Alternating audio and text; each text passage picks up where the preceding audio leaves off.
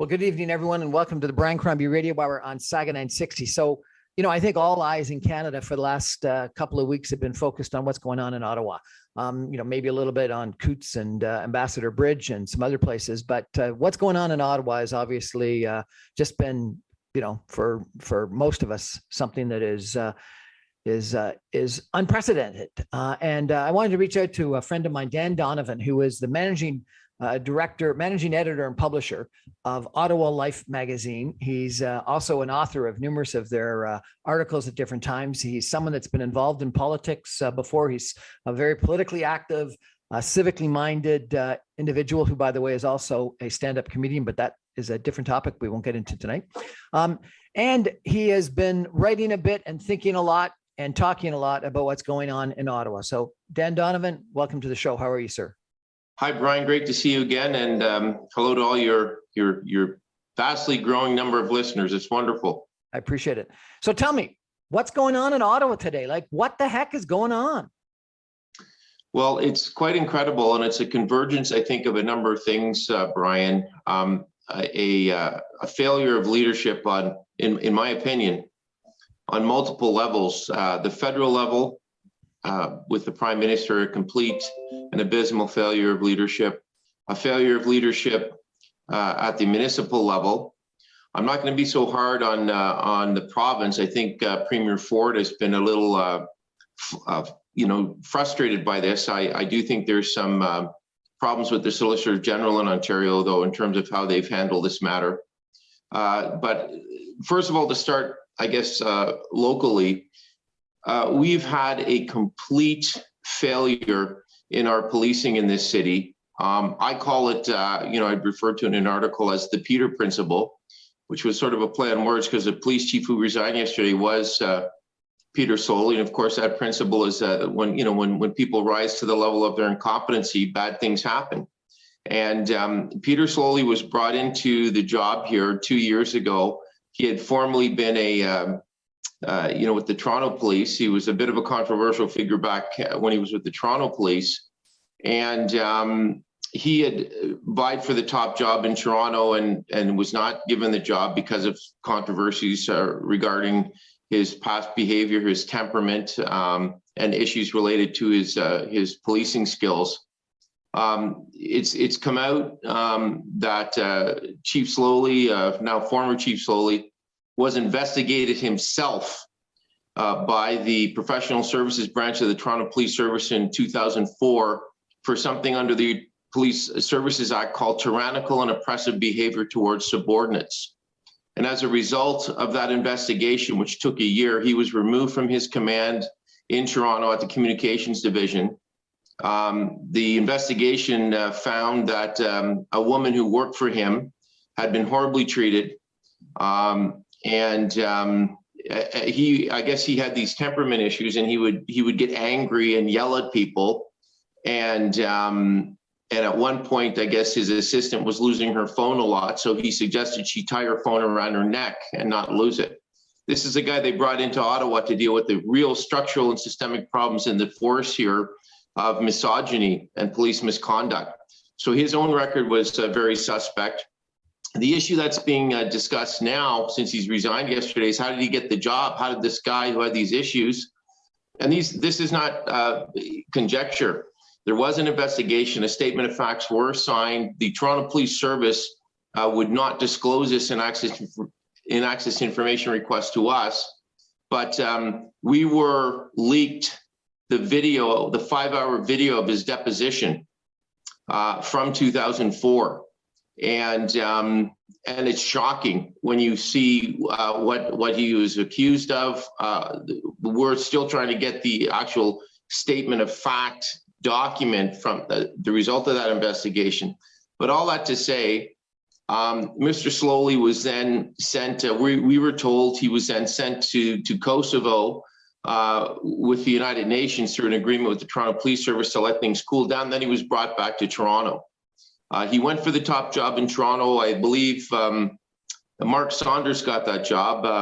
And of course, as far as I know, Chief Saunders had an excellent reputation, did a good job in Toronto. Slowly left the force.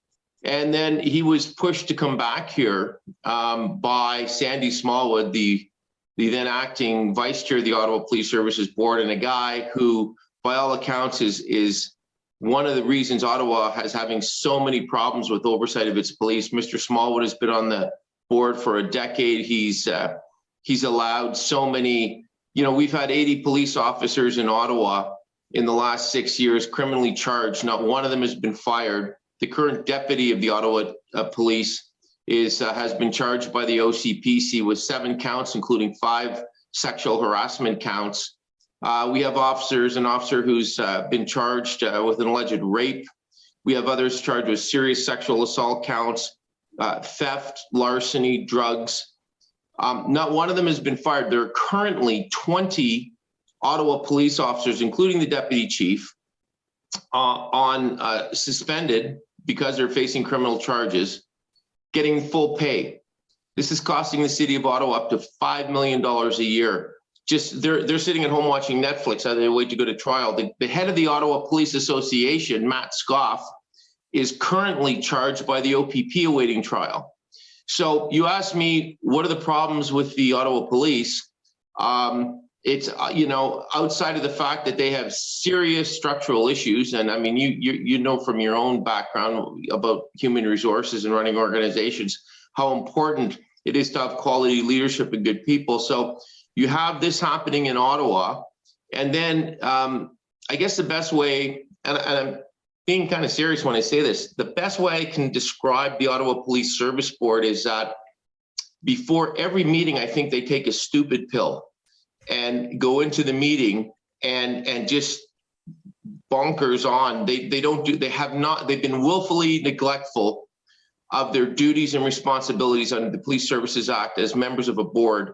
And this has led to the calamity that has just so eroded and made such a corrosive scene in our city in the last 3 weeks. It's been absolutely horrible. So these truckers are coming.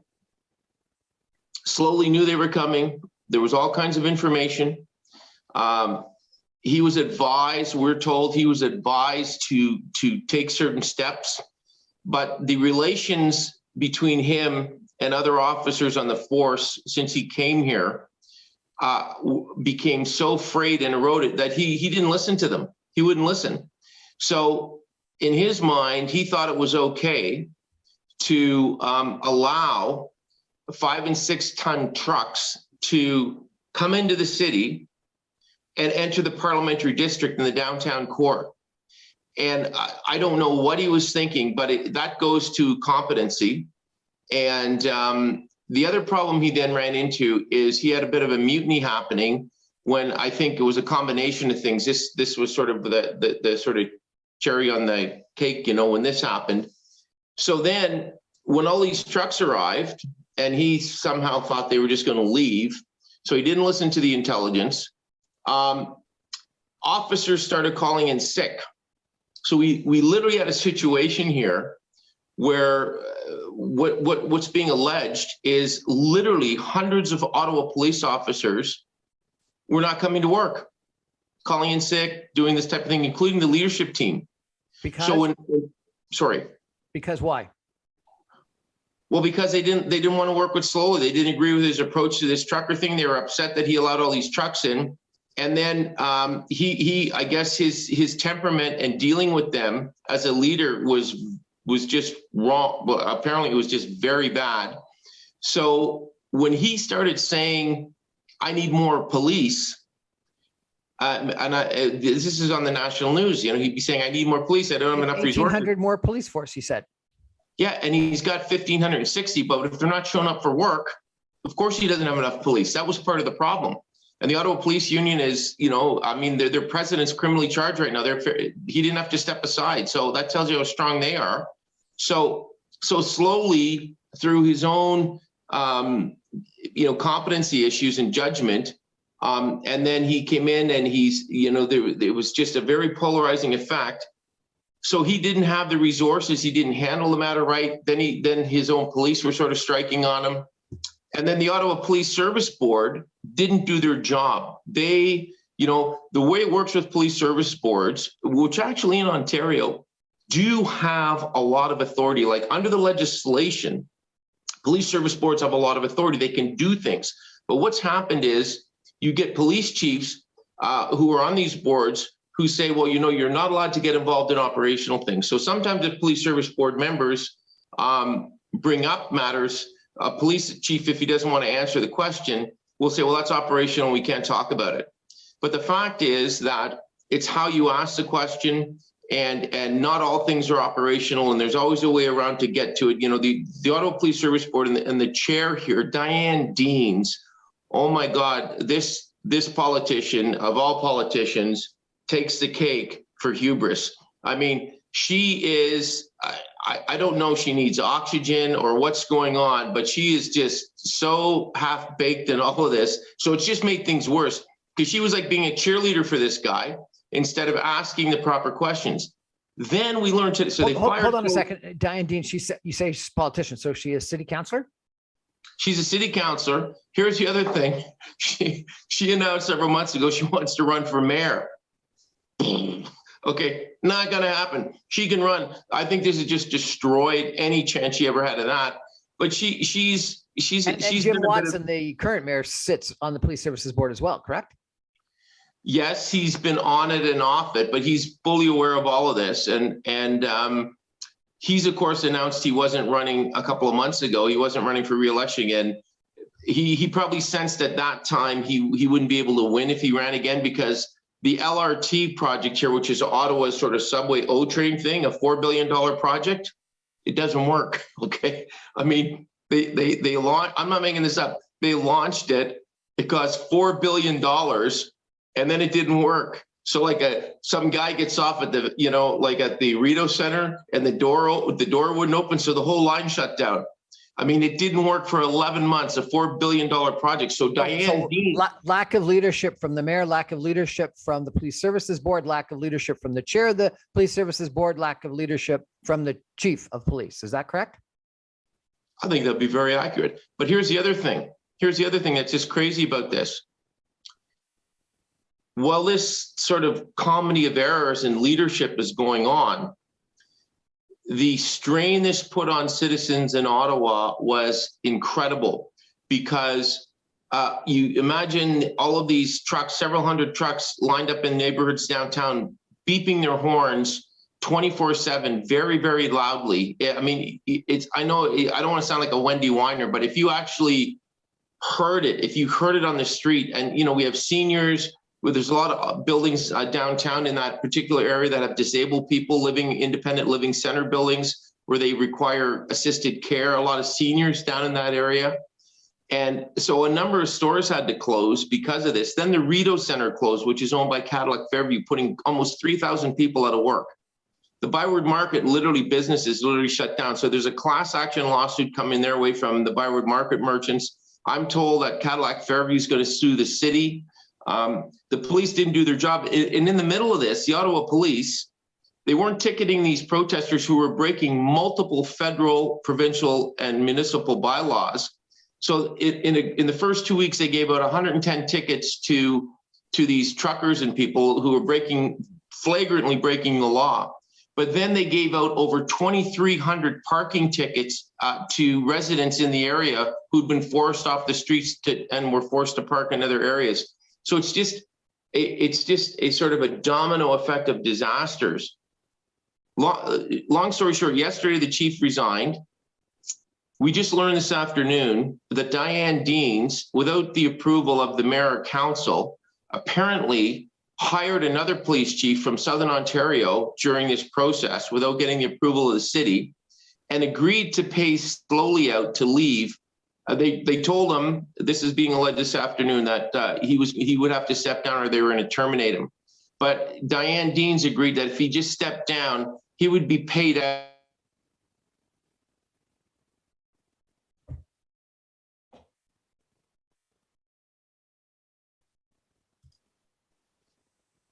Sorry, what'd you say?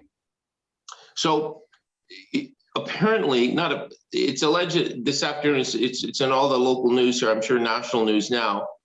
Diane Deans slowly was told he was going to be terminated or he would have to leave.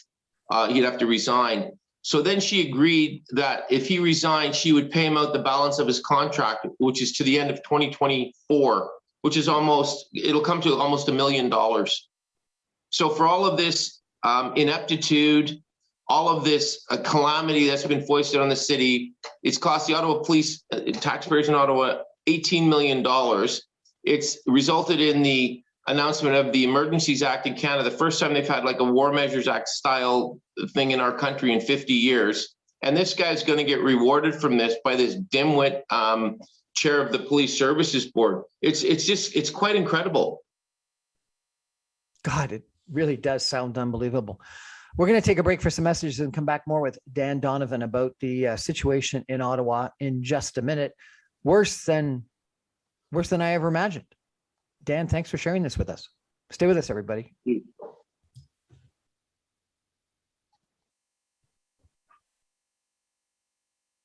Welcome back, everyone, to the Brian Crombie Radio Hour on Saga 960. We have with us tonight Dan Donovan, who is the managing editor and publisher of Ottawa Life magazine. He's been telling us quite the story about what's going on in Ottawa. He suggested that the biggest problem right now is a lack of leadership from the chief of police, from the chair of the Police Services Board, from the mayor. And it sounds like real problems within the police force. Dan, let's just take a step back for a second, if you could. A lot of us have seen pictures on the TV, obviously, and on social media of what's going on. But you live there, you work there. Tell us what it's actually like. What's going on Wellington Street? Well, let me preface my sort of descriptive of that by saying this. I love my city. I love Ottawa. I know people outside Ottawa love to hate Ottawa, but we're sort of like, for sports fans, like the Leafs. Everybody outside of Toronto hates the Leafs, but the Leafs fans love the Leafs. And that's how much I love Ottawa. And people in Ottawa love Ottawa, And it's a great city. It's a wonderful city. It's a foodie city, an arts city, a music city, a cultural city. So you can imagine, and people live in the communities right around the hill. I mean, Brian, you've been here, down by the Byward Market, off Elgin Street in Lower Town in Hintonburg. These are communities. It's like in Toronto. Toronto's a city of neighborhoods, and Ottawa's like that too. There's lots of little neighborhoods and schools. And so all of a sudden, it's like this massive group. I call them they're almost like Trumpistas. These Trumpistas. Yeah, like Trump people, like Trumpista mentality type, these people. And again, some of the people that came to this, they have legitimate concerns. I get it. They're not all like nuts, just a large portion of them. But I'm talking like some of these people are kind of crazy. And they just all showed up in these massive trucks. And then they were lining the streets. And then there's open fire pits. And then a lot of drinking and a lot of noise. And it's like this sort of carnival circus atmosphere. And I don't mean that in a good way. What really disturbed me, and this is still today, like I've been up to the hill a couple of times, and I was really disturbed by the lack of police up there. Even last Friday, the lack of police. The parliamentary precinct police are really good, but let's remember, it was only 6.5 years ago that Corporal Nathan Cirillo was executed at the cenotaph on Elgin Street in Wellington by a terrorist, and then that terrorist attacked the hill. There are rules in place to protect the security of the perimeter. This is a capital of a G7 country. It's a capital of Canada. And how we let these louts come up here and take it over and just sit there, and they're very aggressive. They're putting out all this spin. Oh, we're not that. Well, you know what? They are. I'm sorry. They danced on the cenotaph. They urinated on the cenotaph. I've seen the Confederate flags myself. These whack jobs had Nazi flags. A small minority of them, but they still have. I was surprised how many American flags were there, and Trump 2024 banners. Well, this is the security issue that the CSIS and the CSC and the RCMP and other intelligence officials are saying, is that there's an undercurrent of this that is being funded by the United States and by the far right. And that is all true. And then, even Are there lots of Americans in this group? No, I couldn't tell you. I mean, it seemed to me to be a lot of very sort of more right-wing Trump supporter types, who all this stuff about freedom, they wouldn't know what freedom was if it slapped them in the head. I mean, we've got a democracy or charter of rights. I had this one dumbass, pardon my language, I'm trying to do an interview up there, and this guy's chirping at me and he's going on about his freedom. I said, listen, I respect freedom. You absolutely have the right to freedom. Do you believe in freedom? You have the right to go and you're free to work, right? And yeah, I have the right to work. That's right. And so do I. And I'm trying to do my job. So get out of my face, but they're very aggressive. And I'll give you a good example of like the sort of tone of this and the ignorance. And I call it ignorance. So I'm a veteran. I served in the military. I'm from a military family. My dad was in the military. My brother served in the military. I have friends, a lot of friends who are in the military. And so last weekend, this group of brain surgeons comes up. They had a fence. The Ottawa police, it's their job to protect the cenotaph. They actually have a budget to do that. And they did not protect the cenotaph. That's why someone jumped out and urinated all over it. So then they went back and they put a big fence up around it. So then these sort of, pardon my language, dumbasses come up there, and then they tear down the fence last week and they start sweeping it and saying, see, we're taking care of the cenotaph and freedom and all this stuff. And I'm thinking, you disrespectful idiots, that's a grave. It's not a place for you to get up and yell freedom. And it's not a place for you to tear down the fence that protects it and start sweeping it to try to make up for the fact that the week before your pals all urinated over all of it. So the people here are stressed. The Rideau Center is closed. There are 3,000 people that work at the Rideau Center. They got bills to pay. They got kids who need dental. They got kids that need food. They got kids that have mortgages to pay. They've been out of work. What about their rights? What about the people in the Byward Market in Ottawa whose businesses after the COVID shutdown? That's where, as you know, a lot of the bars and restaurants are, and the smaller shops from people in the valley that come to do the market and stuff on the weekend. Well, they've been suffering from COVID. Just as it's opening up, this dork squad arrives in town and shuts it all down again. So the market had to close down. Spark Street, did it close down too? Oh, everything. And it's Spark Street, the market, the Rideau Center, all the museums had to close. And then they had problems with people. Some of these people going into restaurants in Elgin Street, and they were harassing people because the staff said, well, do you have your card? Do you have a mask? You got to wear a mask to come in here. What do you mean we need a mask? I talked to my friends at the Elgin Diner and they were laughing. They go, yeah, these people come in here and say, we're going to bring everybody in here and we're going to buy $12 breakfasts. And as my buddy at the diner said, these people are stupid. Like, why am I going to serve them, like a bunch of their people, like $12 breakfast and get a $7,000 fine? It's a health regulation. So I understand these people are upset. But I think what poured gas on the fire on all of this, Brian, honestly, because again, some of the people, they have legitimate concerns and I get it. But the thing that poured gas on the fire on this from the beginning was Justin Trudeau and his insanely ridiculous, arrogant, dismissive remarks to all of these people, treating them like they were just nothing, like Hillary Clinton's deplorables comment. And it just fueled an anger in them. And then, of course, he disappeared from the scene and wasn't around. So you have him not around after angering people. You have a mayor who's not on the job. You have the policeman who's not on the job. So even tonight, we now have a new, the deputy chief has been named the interim chief of the Ottawa Police, apparently, but we don't know that because apparently Diane Dean's hired another chief from Southern Ontario. So nobody seems to know who's in charge. But what we do know is that apparently in the parliamentary district, under the emergency law that was passed by the Trudeau government, the RCMP and the OPP are now in charge of the parliamentary district. And late this afternoon, flyers were given out by the OPP, but by the Ottawa Police Service to all the protesters and basically said, leave or you're going to be arrested. So I'm concerned tonight in Ottawa. I'm very concerned about and I don't say this lightly, I have a concern about violence.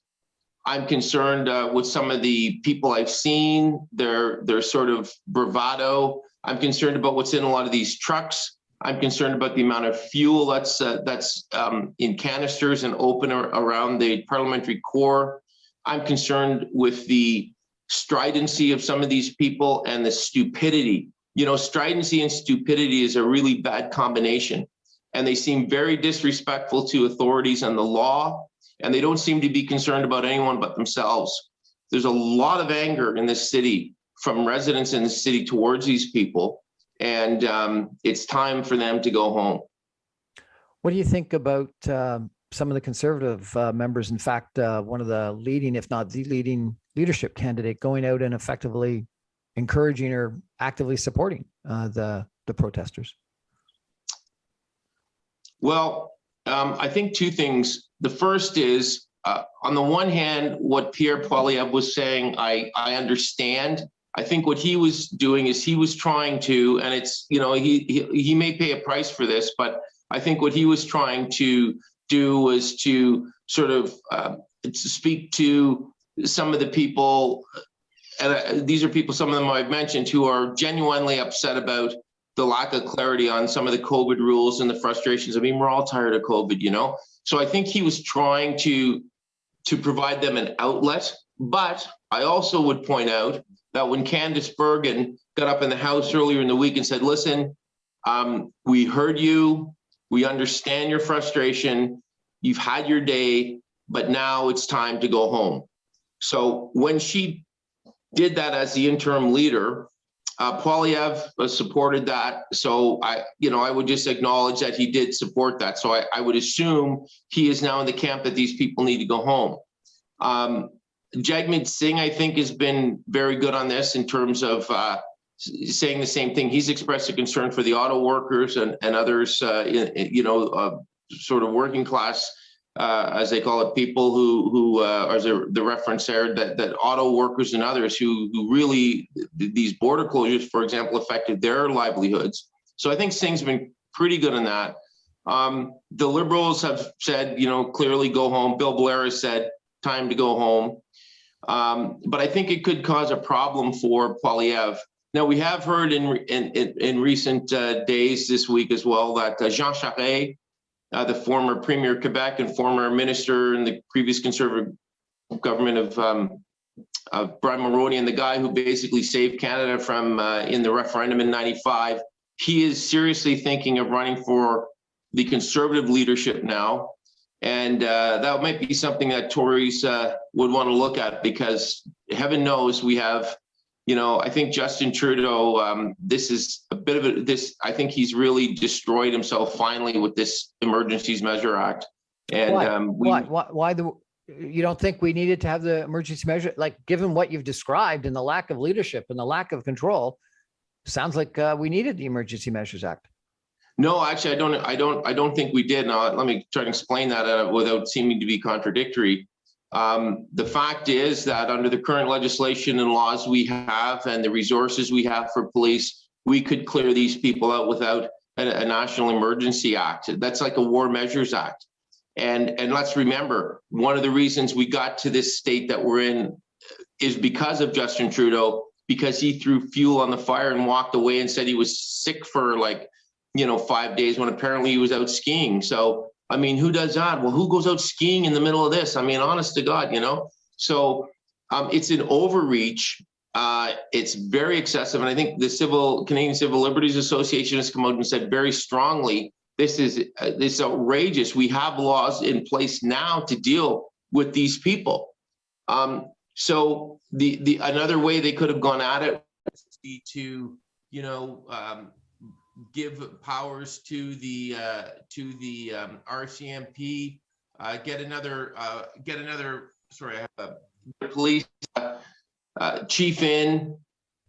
It's like a hammer on a fly in the big picture. I've been expressing my sort of regret for what's happened in our city. Well, there's a line about when you've got a hammer, every problem looks like a nail. Well, I mean, Doug Ford supports it, I think, because it was affecting the economy so badly on the bridges. But why did we allow them? We have laws to stop people from taking over our international bridges. Why weren't those laws respected? Why? That's the issue here. We need to review why weren't the laws respected? Why weren't the laws enforced by the police on those bridges? Why weren't the laws enforced by the police in Ottawa? And to make my case, I'll point out to you that in Toronto 2 weeks ago and in Quebec City, the Toronto police had no problem. You had a demonstration in Toronto. Toronto police chief, he was on top of this. He said, this is how far you're coming in. You can have your demonstration and then you're going home. And that's exactly what happened. He used the tools at his disposal to manage it. So this is a competency issue as far as I'm concerned. And because there was incompetency, they now have put themselves in a place where they had to put in like a war measures type act. And I just think it's a major overreach, and it speaks to some kind of a corrosive element in our policing and legal systems in this country. Corrosive element in our policing and legal systems. What do you mean by that? Well, what I mean is we pay the police a lot of money. Okay, we pay the average officer in the Ottawa Police Service after 3 years gets $103,000 a year. We pay them a lot of money. And as far as I'm concerned, if you're not showing up for work because you're not happy with your boss, you should be fired. You don't just get to not show up and let mutineers take over our city. You know, how do we get to a point when the police in this country who commit crimes don't get fired? When they don't show up for work, they don't get fired. When they think they can just, decide which laws they're going to adjudicate, and then they're going to decide on other days, we're not going to adjudicate those laws. Like, who are the police in charge of the bridge? That's the provincial police. Why did you let the trucks take over the bridge? Who's in charge? Who's the officer that made that decision? And if he can't make a decision to get his officers out there to make sure there's no damn, trucks blocking the bridge, then get someone who can do it. We pay these people a lot of money, and they have cost our economy now billions of dollars. They've cost this city it's going to be hundreds of millions of dollars by the time this is over. Where's the accountability? And how is it that we can have police services boards that are so damn stupid and don't enforce the laws that they have an obligation and a fiduciary obligation to enforce those laws? So if you have a dumbass police chief who's not doing his job, then it's the job of the boards to make sure he's doing his job. And if he's not doing his job, he should be terminated. But instead, we let this chaos reign. And look at the disaster it's rained down on our city. Look at the disaster in the country, where we've now, we've had an overreach on our civil liberties. And I would point out to you, it's quite incredible to me. Just 6 months ago, in Ottawa, there was a man beaten to death here. We've talked about this on a previous show. Abdi Rahman. He was beaten to death by the Ottawa police. It's a controversial case. He's a black man beaten to death. There's a video seen by 300,000 people. It goes to court. Long story short, the police get off. It was a controversial decision. The police get off. So in our society, when that happens, people are upset. They get to demonstrate. So a group of minority people in this city went out to demonstrate, and my hat's off to them. It was an outrageous case, and they demonstrated. And there was only about 36 of them, but they went to a major intersection. They were demonstrating. Do you know that in the middle of the night, they had all of these commando type dressed up police come and clear these people out and beat the crap out of some of them? They hadn't even had a chance to have their day of protest. Yet they let these yahoos in here for 3 weeks. So my question to you is, and to your viewers, what the hell are the police doing? We have to, the law there's been some suggestion that there's sympathizers within the police force, that there were numerous people that refused to get vaccinated and not follow the vaccine mandates that the police force might have had, and that the protesters, occupiers, have gotten help from and support from the police. In fact, I guess there's some military people that are being investigated now, or former military people, for their support. Look, there's my own personal belief is, I think that's a very small number. I believe that the majority of police, I believe this, the majority of the police, I know a lot of police in Ottawa. There's a lot of damn good police in this city. There's a lot of, they come to work, they work very hard, they have a lot of integrity. And I believe they want to do the right thing. You're going to get your, your sort of dumbass gym rat type police that might be doing that. But the vast majority of the police want to do the job. They have integrity and they want to do the job. The problem we have is in the Ottawa police and in other police forces, there's an issue with recruiting the right kind of police. There's a problem with their training, and there's a problem with the leadership, and there's a problem with the oversight. So a lot of times the good police, I've talked to a lot of them, they're very frustrated by the poor leadership. They're frustrated sometimes by the misogyny that they see in their and police getting away with things. Fellow officers, they don't think should be able to get away with things, but they're not held to account. But I think in Ottawa, I've only seen one or two incidents of that. I think there's deeper problems in Ottawa with the frustration on the leadership. And I think if there was proper leadership in Ottawa, the police here would have an opportunity to do their jobs and do them well. And I think that's in most cases. Sounds like you should be made chair of the Police Services Board. We're going to take a break for some messages and come back more with Dan Donovan in just a minute. Stay with us. Welcome back, everyone, to the Brian Crombie Radio Hour on Saga 960. We're chatting tonight with Dan Donovan. He is the managing editor and publisher of Ottawa Life magazine. He's written numerous articles on the Ottawa police. He's obviously today told us quite the story about the problems he sees within the Ottawa police force. Lots of good people, but some bad people. Lack of leadership from the police chief, from the chair of the Police Services Board, from the mayor, from the Police Services Board itself. I guess you think that Prime Minister Justin Trudeau added fuel to the fire by way of some of the very negative comments he made, the derogatory comments he made about the protesters / occupiers. I guess you think in addition that Pierre Poilievre may have also done that, but maybe backtracked a little bit on that and followed Candace Bergen, the interim leader of the Conservative Party, a bit when she said, "You've made your message and it's time to go home." I guess the question is, and you disagree with the Emergency Measures Act, and you say that police had the laws and the ability to deal with this, and Toronto and Quebec City and what they did is an example. And just out of for a little bit of perspective, I tried to go downtown Toronto both last weekend and this weekend and was stopped because I couldn't get through the traffic jam on the Gardiner Expressway that they stopped every lane. So they really did do a big restrictive job of not letting anybody, let alone just trucks and tractors, downtown Toronto.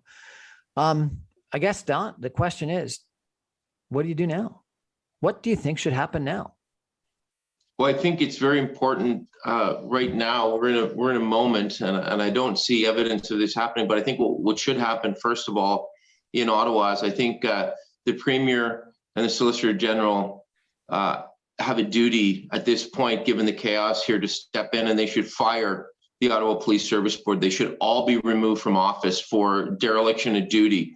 And what we've just learned late today about the chair of that board going sole sourcing and hiring another police chief without getting approval from anybody is just further proof of the stupidity. And I go back to my, they all take a stupid pill before their meetings. They are all incompetent, and they should be, my opinion is they should be removed immediately from their jobs. And there is a way under the laws in Ontario for the Premier to do that. I think that's to build confidence back in the system and in the police themselves that are serving that system and board. We have very experienced people in this province, I think, that we should be calling on for police advice right now. For example, Julian Fantino, the former, I believe Mr. Fantino, he's a former minister in the federal government. He would know Bill Blair. Mr. Fantino worked with the York Regional Police. He was the head of the Toronto Police, the OPP. He's a serious person. He dealt with the falling out of the Ipperwash affair, and then he dealt with Caledonia. So he is someone who got some gravitas, But I think they need to fire the Ottawa Police Services Board. They need to bring in someone with the heft of a Julian Fantino type of person and come in and lay out a plan. And they need to tell the citizens not only of Ottawa, but of Canada, we got this. Don't worry. We're going to protect your city. We're going to protect the capital. We're going to protect our laws. And we're going to make sure that this kind of charade never happens again. And I think the Premier and the Solicitor General need to bring some focus onto police service boards in the province. They removed the board up in Thunder Bay because of serious issues up there. But I really think the issue is on police service boards. Who are the people on these boards? What are their qualifications to be on these boards? A lot of times, three of the appointments in Ottawa, for example, are provincial appointments right from the Premier. Okay, so a lot of times they'll put political people, or friends of politics, or like a lot of people in the social services, good people, but soft in the sense of they're not used to dealing with the police. Those are not the people that should be on police service boards. People on police service boards, in my opinion, should be criminologists who have a reputation, defense lawyers, people who've been in the court system, people who know the police, who know how they think, and who are not afraid of any police chief or anyone that reports to them and is demanding accountability. Okay, I agree. That makes sense. But that's going to take a while. What should happen now? If this doesn't get solved before the weekend, there's going to be thousands of extra protesters. They're going to come down and join in. The first thing they need to do is fire the Ottawa Police Service Board, all of them. And then they need to name a leader. It can be someone from the RCMP, the OPP, but they need to say who's in charge. And at that point, and this is my own sort of I suppose, I've done things over the years in the security field, and this is just my own type of thinking. It's time to stop talking. That's another problem with in the middle of all of this, if you can imagine, Brian, in the middle of all of this, slowly on the Ottawa police, who, by the way, have been complaining about that they never had enough money. They have a $345 million budget, and were whining on just 2 months ago about how they don't have enough money. And they have to cut this and cut that. In the middle of all of this disaster that's still ongoing here, last week, they hired a PR firm to help them out at a whopping rate of $75,000 to help them communicate their message, which of course is a disaster. Another 75 grand out the window. So they need to stop. I'm all about communicating and transparency, but no one believes them anymore. No one's believing anything they're saying. So, in my mind, what they should do is like shut up and go get rid of those truckers, get them out of the city, and then talk to us after you've secured the streets and secured the neighborhood and secured the capital again, because the capital tonight is not secure. And I'm very concerned about how this is going to end. Put someone in charge. In Windsor, the police were moving forward on Saturday, and they stopped when a church was called and brought a whole bunch of families and kids down. And the police weren't willing to move forward, or decided that it wasn't prudent to move forward with a whole bunch of kids there linking hands. And so they waited until they all went home and then advanced the next day on the Sunday. I'm really worried that if this continues for another 48 hours into the weekend, there's going to be a whole bunch of extra protesters. They're going to come down, like have come down for the last 3 weekends in a row. And it's going to be a lot more difficult, if not impossible, to do anything. Well, you've actually just raised a really perceptive point in my view, because to me, that sort of crystallizes what you've just said to me, crystallizes in many ways what I think of the police. My hats are off to the police for how they handle that in Windsor. They saw that situation arise. They had, they knew they had a job to do. They got the job done, by the way, but they used prudent judgment. And that's because obviously the police, the commander on the ground said, hey, hang on a second. We got a situation here. Let's, they devised a strategy around it. They waited, and then it all worked out. And actually, my hat's off to the mayor of Windsor, who I think has been a stellar leader in this. I don't know the guy, but I've seen him on television many times, and he's a clear leader. He was ding, ding, ding, ding, ding. This is what has to happen. We can't have this, into discussion. In Ottawa, part of the police strategy has to be to manage and maintain things this weekend and make sure, like they can do choke points in the city on the different roads to not allow people to come in. That's a transportation, that's a capacity and a choke point issue. That's a policing issue. They got a ton of experience. Remember, I don't know if you know this, but like Parliament Hill since 1867, we've had protesters coming for like 150 something years. We have people that know how to deal with this stuff. We know how to, we do have people in the city that know how to deal with this stuff. So obviously we have to make sure, and the police have to make sure that they're protecting children and innocents, and they're trained to do that, and they have ways to do that. But what we've seen, because there's such a lack of faith in them, and because of the poor leadership, no one believes them. So this is part of the problem. But in terms of your specific question, they have tactics and strategies to deal with that. They train and they do a lot of training for those types of things, and they need to implement that training now and make it happen. Should they bring in the army? No, that's the white flag issue. We don't need that. Look, I'm thinking they have maybe 120 vehicles up here now. There were up to 400 or more before. We have the police resources remember in Ottawa, Brian, we have 1,480 police officers and then several hundred civilian employees. We have a detachment of RCMP here. I think that's over 600. We have a military police detachment here. We have the parliamentary security detachment here. We have a whole bunch of private security detachments here. Just outside of the city by Carp at Dwyer Hill, we've got the Canadian Forces Dwyer Hill base, but they have infrastructure there. What the military can do, not soldiers on the street, but they can provide the equipment to move these trucks. They can also, and I'm told they've done this, they've gone to OC Transpo and they've secured all the tow trucks that tow the buses. So this is an operation where the police, using the training they have and the resources they have, they can go in and handle this. But to your point, they cannot allow more people to come again this weekend. So now they're in the moment. They have a very short window here to the weekend to get rid of these nut bars, and I'm hoping that that's going to happen. So I understand that a lot of the local tow truck companies have refused to participate. And so maybe your OC Transport trucks and the Army trucks, tow trucks are the solution. What about there's a sort of a supply encampment at the baseball stadium, and then also supposedly some on some rural farms. How do you deal with those?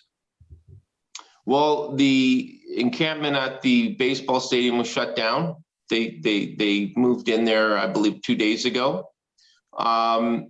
And, the police, again, I thought this was kind of nuts, but apparently they did that because they said, well, come and park here because it's outside of the city core. It's like one exit off the main Nicholas ramp into the center of the city. So it was at the old Lynx Stadium. So they said, well, you can park here. And then, of course, that's where they set up they first set up the saunas and the rubber ducky slide and the hot tub, which then moved up to the hill. And the police, that was part of the slowly strategy, which was just ridiculous. It's the same thing in Ottawa. They have something called the National Capital Commission, which is just a whole other, bag of fun. And they're supposed to manage properties in the capital. So there's right across from City Hall and literally right in the core of the city is a small park called Confederation Park. They wouldn't let the Blues Festival have concerts in there because they said it would ruin the grass. Okay, this is the NCC. Yet these people come in and they built a 2-story structure and a canteen, and they had wood and hammers and nails and bringing in propane tanks and barbecues. And then the Ottawa police were asked about it, and they said, well, that's NCC property, so we can't really do anything. And I'm thinking, just as an idea, maybe you could call them. What do you think of that idea? Maybe you could call them and say, what the hell is going on here? So it's just been a comedy of errors, a tragic comedy of errors. But the police know where these people are, and the resources that the police have are enough to do the job. We're going to take a break for some final messages and come back with some concluding comments with Dan Donovan of Ottawa Life in just a minute. Stay with us.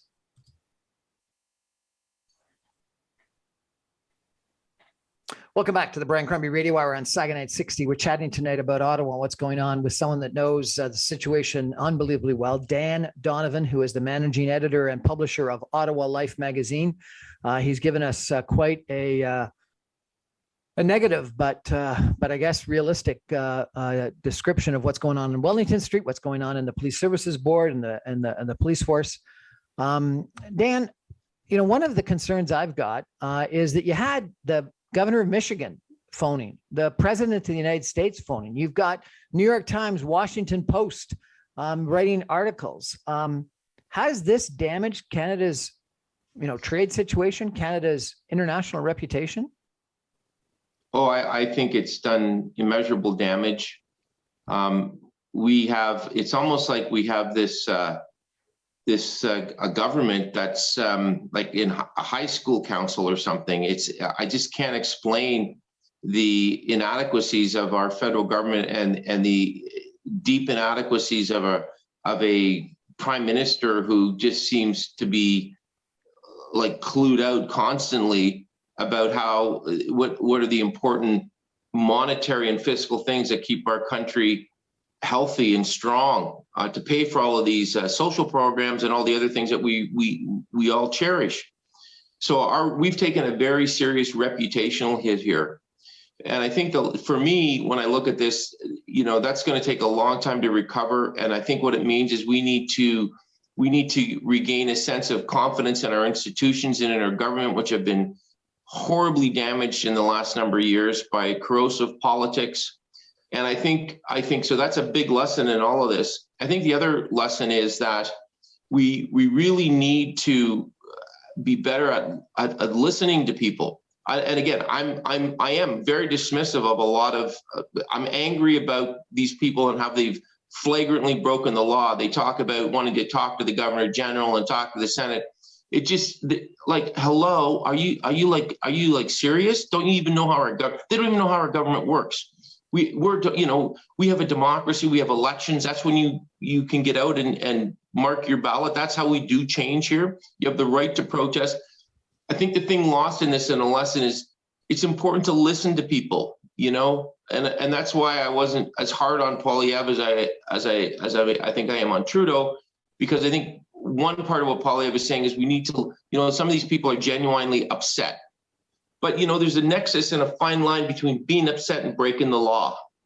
And when you're breaking the law, you're not respecting the democracy and you're not respecting our system. So the lessons here are we need to listen to people more. We need to have better government because we've taken a reputational hit. And I think certainly the biggest lesson for me is there has to be accountability. We should be firing these police boards for not doing their jobs. We should be holding them to account. They're paid a lot of money. The taxpayers pay a lot of money for these people, and we do not expect, as a result of paying these people all of this money to do their jobs, to have chaos foisted upon our nation's capital. Well, I think that the Prime Minister should appoint Bill Blair, the interim chief of the Ottawa Police Force, and appoint you chair of the Police Services Board, and we'd solve the problem by the weekend. Anyway, Dan Donovan, managing editor, publisher of Ottawa Life magazine. Thank you so much for joining us tonight. This was a hard conversation. Go Sens, yeah. Because this was more negative about the situation in Ottawa, particularly in the police force and the Police Services Board, than I have been led to believe, given my viewing of the media and different articles. And so thank you for your insight, and thank you for watching what's going on and for writing your articles and for continuing to publish a great magazine with insightful, hard-hitting articles. Really appreciate it. Thanks, Dan. Thanks, Brian. Talk to you soon. That's our show for tonight. Thanks for joining us. Good night, everybody.